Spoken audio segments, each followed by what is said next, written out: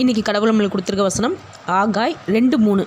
இந்த ஆலயத்தின் முந்தின மகிமையை கண்டவர்களில் உங்களுக்குள்ளே மீந்தி இருக்கிறவர்கள் யார்? இப்பொழுது இது உங்களுக்கு எப்படி காண்கிறது?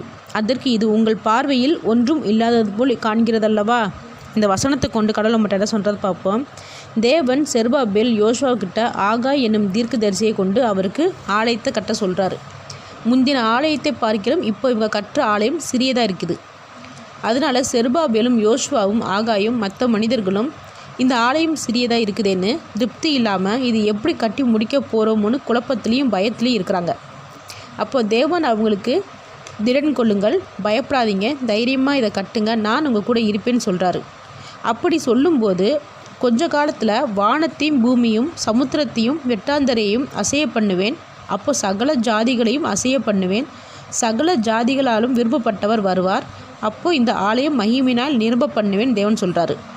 இங்கே விரும்பப்பட்டவர் யாருன்னா இயேசு கிறிஸ்து.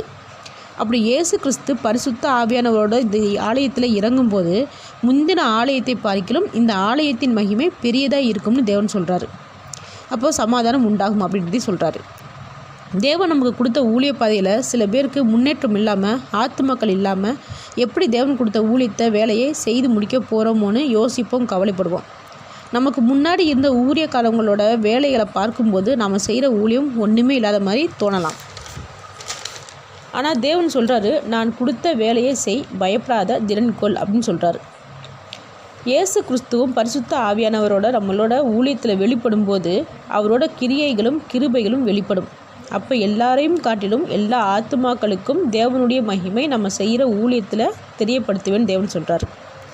அதனால் நம்ம தேவனுடைய ஊழியத்தில் தவறு செய்யாமல், மற்றவங்களோட போட்டி போடாமல், பொறாமைப்படாமல், பயப்படாமல், பாதியிலே விட்டுட்டு விலகாமல் உண்மையான ஊழியக்காரங்களாக தேவனுக்கு பயந்து உண்மையாக வேலை செய்யும் போதும் அவருடைய சொல் கேட்டு வேலை செய்யும் போதும் நிச்சயமாக நம்மளையும் நம்மளுடைய ஊழியத்தையும் பெருக பண்ணுவார்.